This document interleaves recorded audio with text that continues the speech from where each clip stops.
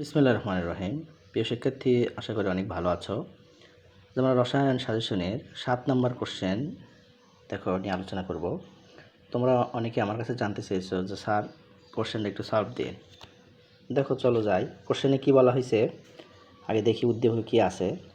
বলছে যে পাত্রে এ 4 গ্রাম সালফিউরিক অ্যাসিড এবং বি পাত্রে 4 গ্রাম সোডিয়াম হাইড্রোক্সাইড এবং উভয় পাত্রের আয়তন 200 মিলি।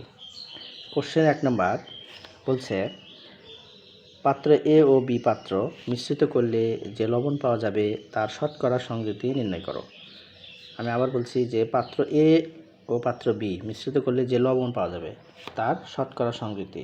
তোমরা জানো পাত্রে এতে আছে সালফিউরিক অ্যাসিড এবং বিতে আছে সোডিয়াম হাইড্রোক্সাইড। সোডিয়াম হাইড্রোক্সাইড ক্ষার, এটা একটা অ্যাসিড। Sulphuric acid acid. তো অবশ্যই দুটো বিক্রিয়া করে লবণ পানি উৎপন্ন হবে। চলো এবার আমরা দেখি বিক্রিয়া। সালফিউরিক অ্যাসিড এবং sodium hydroxide, sulphuric acid sodium hydroxide বিক্রিয়া করলে সোডিয়াম সালফেট এবং পানি উৎপন্ন হয়। একটু আমরা বিক্রিয়া বোঝার চেষ্টা করি। সোডিয়াম, তোমরা জানো যেগুলো আম আছে সেগুলো ধাতু হয়, যেমন সোডিয়াম, পটাশিয়াম, ম্যাগনেসিয়াম, ক্যালসিয়াম। আচ্ছা, এবং এখানে সালফেট একটা যৌগমূলক, ঋণাত্মক যৌগমূলক, এর যোজনে বা জারণ মান 2। এখন সোডিয়াম সালফেট এর সাথে বিক্রিয়া করবে, সোডিয়াম সালফেট উৎপন্ন হবে। যেহেতু এর যোজনে সালফেটের পুরো যৌগমূলকের যোজনে 2, এখানে অবশ্যই সোডিয়াম এখানে 2 হবে।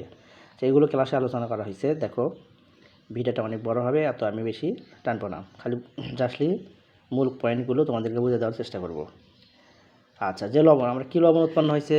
সোডিয়াম সালফেট লবণ উৎপন্ন হয়েছে। এই লবণের শতকরা সংযুতি আমরা নির্ণয় করব। তাহলে এখানে সোডিয়াম সালফেট লবণের শতকরা সংযুতি নির্ণয়।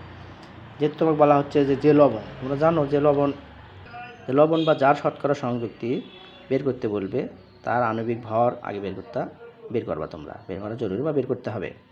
তো এখানে আমরা আণবিক ভর বের করছি সোডিয়াম সালফেট লবণে। সোডিয়ামের আণবিক ভর 23। এটা কয়টা সোডিয়াম আছে? 2টা আছে। এখানে দেখা যাচ্ছে যে 2টা সোডিয়াম, এই জন্য 2 দ্বারা গুণ হয়েছে। আণবিক ভর বের করা তোমাদেরকে শিখাইছিলাম, তোমরা অনেকে জানো। আচ্ছা, এখানে তারপরে সালফারের ভর 32 এবং অক্সিজেনের ভর 16। চারটা অক্সিজেন আছে, এই জন্য 4 দ্বারা আমরা গুণ করছি। এগুলো হিসেব করা হয়েছে 142 গ্রাম। এখন আসো, যেহেতু এখানে সোডিয়াম, সালফার এবং অক্সিজেন আছে, এগুলো ক্রমান্বয়ে আমরা শতকরা সংযুতি বের করব। তাহলে এখানে সোডিয়ামের শতকরা সংযুতি, শতকরা সংযুতি বের করা তোমাদের সূত্র আমি শিখেছিলাম, তাও এখানে একটু বলেছি। দেখো,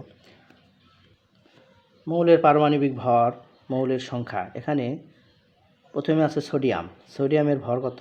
23। কয়টা সোডিয়াম আছে? 2টা সোডিয়াম আছে। আচ্ছা, এবং যেহেতু শতকরা সংযুতি গুণন 100, নিচে মোট মৌলের মানে সোডিয়াম সালফেট, মোট যৌগের সোডিয়াম সালফেটের পারমাণবিক ভর দিয়ে ভাগ দেবা, পারমাণবিক ভর 142। তাহলে এখানে সোডিয়ামের শতকরা সংযুতি বাড়ালো হলো 32.39%। অনুরূপভাবে আমরা কার বের করব? সালফারের শতকরা সংযুতি। এখানে সালফার যেহেতু একটা আছে, এই জন্য আমরা 1 গুণন দিতে হয়, দিইনি, 1 দিলে হবে, না দিলেও হবে। এখানে 32 গুণন 100, নিচে 142।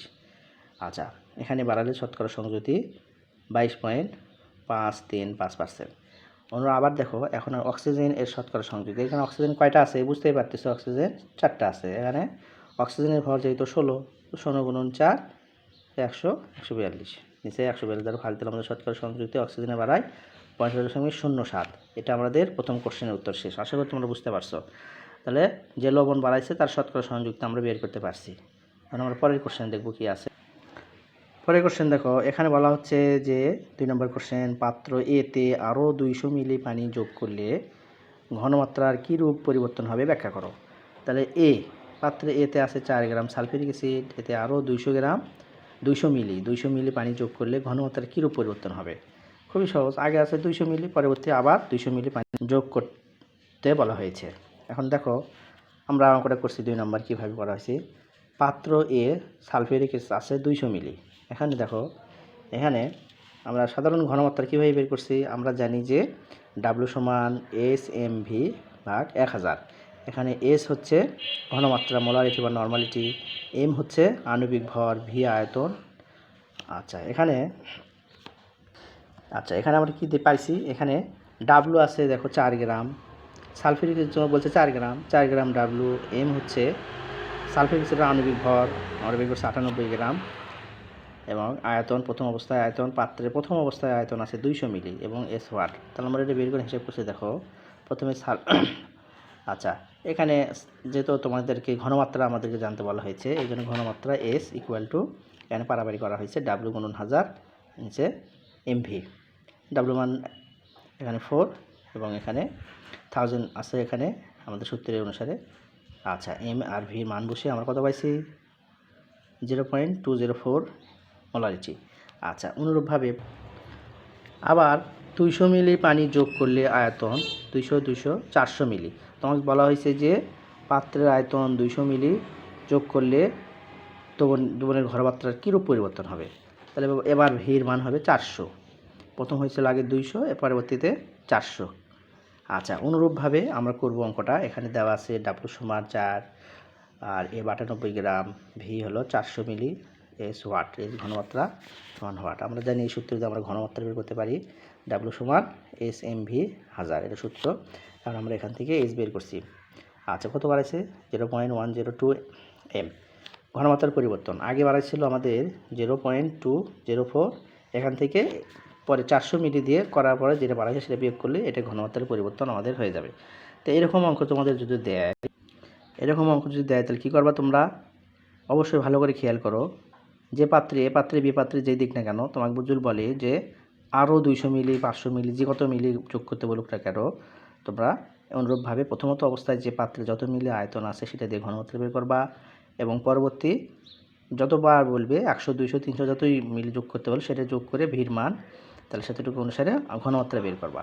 উভয়ের ঘনমাত্রা পরিবর্তন বুঝতে পারছো, বিয়োগ করলে আমাদের বুঝতে পারবো ঘনমাত্রার পরিবর্তন কত হয়েছে। পরবর্তী কোশ্চেন আলোচনা করবো। চলো, পরবর্তী 3 নম্বর কোশ্চেন বলছে পাত্র বিতে 5 গ্রাম HCl যোগ করলে দ্রবণের প্রকৃতি কেমন হবে? প্রশ্নটা খুবই ইম্পর্টেন্ট, এখান থেকে লিমিটিং বিক্রিয়কও শিখতে পারবা। তোমাকে বলা হচ্ছে বি পাত্রে কী আছে দেখতে পাচ্ছ? 4 গ্রাম সোডিয়াম হাইড্রোক্সাইড, এর ভিতরে তোমাকে বলা হচ্ছে 5 গ্রাম HCl যোগ করলে।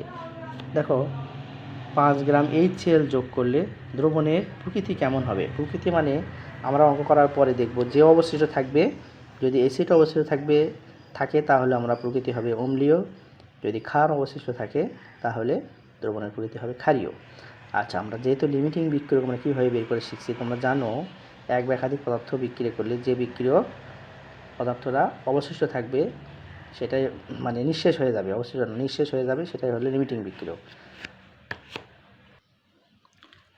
তাহলে 3 নম্বর কোশ্চেন আমরা এখানে বলা হচ্ছে পাত্র বি সোডিয়াম হাইড্রোক্সাইড এবং এতে HCl যোগ করলে নিম্নোক্ত বিক্রিয়া হবে। তাহলে সোডিয়াম হাইড্রোক্সাইড আর HCl বিক্রিয়া, এখন HCl তোমরা জানো অ্যাসিড এবং সোডিয়াম হাইড্রোক্সাইড ক্ষার, অ্যাসিড ক্ষার বিক্রিয়া করলে কী উৎপন্ন হয়? লবণ পানি উৎপন্ন হয়, প্রশমন বিক্রিয়া।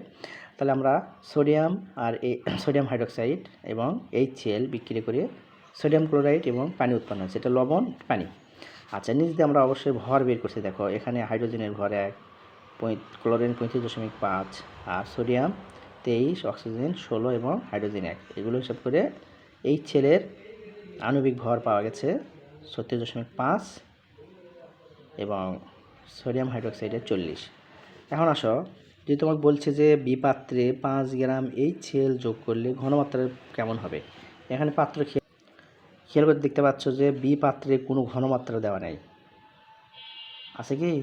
কোনো ঘনমাত্রা দেওয়া নেই। এই জন্য আমাদের কি করতে হবে? আগে তোমার ঘনমাত্রাটা বের করে নিতে হবে। চলো আমরা ঘনমাত্রা বের করা শিখছি, অনুসারে তাহলে এখন পাত্র বি এর ঘনমাত্রা নিম্নরূপ।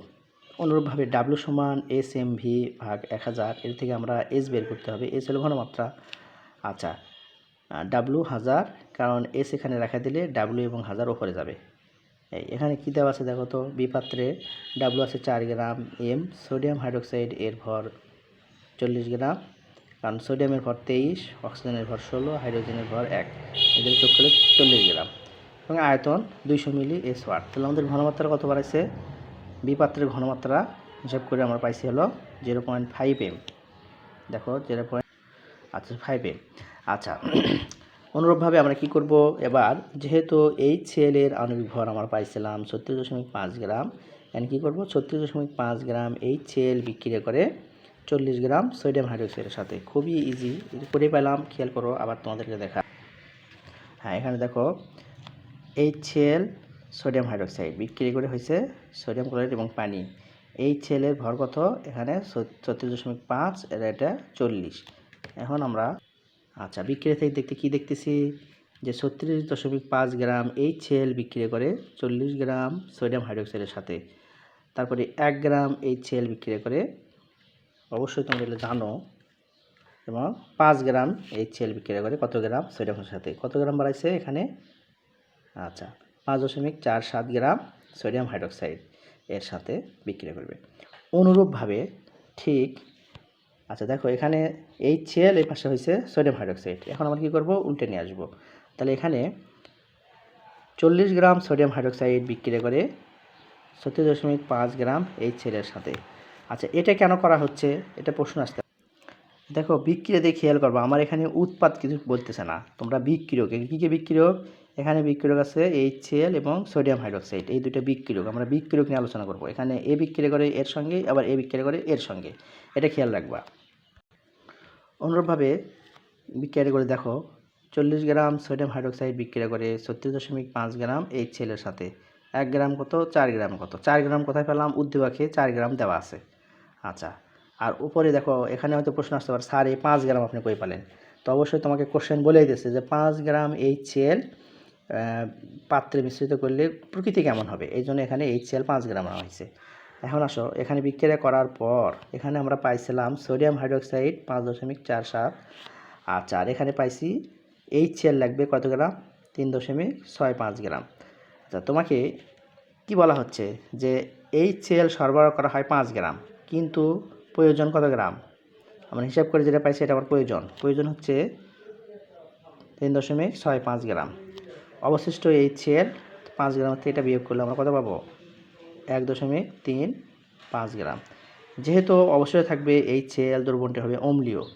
একই কোশ্চেন যদি তোমাদেরকে বলতো কে লিমিটিং বিক্রিয়ক হবে, তাহলে আমরা এখানে বুঝতে পারতেছি যে হিসাব করার পরে যে বিক্রিয়ক শেষ হয়ে যাবে। তাহলে শেষ হয়ে গেছে কি বলো তো? এখানে সোডিয়াম হাইড্রোক্সাইড দরকার কত গ্রাম? দেখো তো 5.47 গ্রাম সোডিয়াম দরকার, কিন্তু সোডিয়াম হাইড্রোক্সাইড পাত্রে তোমাকে দিচ্ছে কয় গ্রাম? 4 গ্রাম। তো এই জন্য আমাদের প্রয়োজন এখানে যে লিমিটিং বিক্রিয়ক বের করতে বলতো, তাহলে আমরা এখান থেকে এটাও শিখি, তাহলে সোডিয়াম হাইড্রোক্সাইড হয়তো লিমিটিং বিক্রিয়ক, কারণ সোডিয়াম হাইড্রোক্সাইড দরকার আমাদের 5-এর ওপর 5 গ্রাম, 5.47 গ্রাম, কিন্তু সোডিয়াম হাইড্রোক্সাইড পাত্রে সরবরাহ করা হচ্ছে কয় গ্রাম? 4 গ্রাম। আমরা একটু দেখি, এই দেখো সোডিয়াম হাইড্রোক্সাইড দিচ্ছে এখানে 4 গ্রাম। আশা করি প্রশ্নটা বুঝতে পারছো।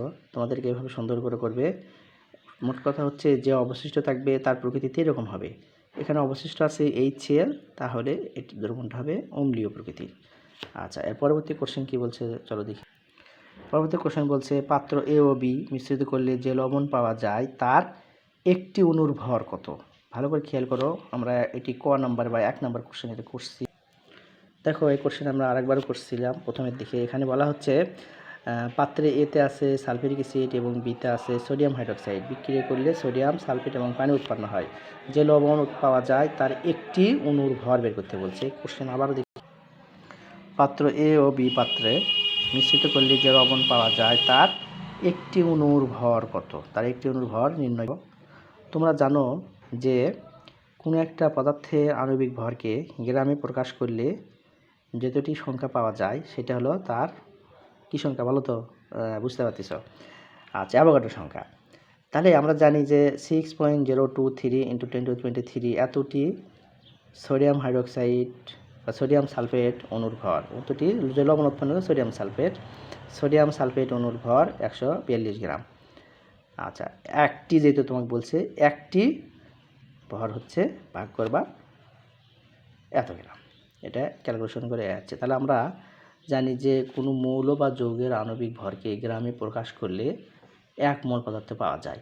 1 মোলে 6.023 × 10⁻³ অণু বা আয়ন থাকে। ঠিক আছে, মোটামুটি ইনশাল্লাহ বুঝতে পারছো। ধন্যবাদ।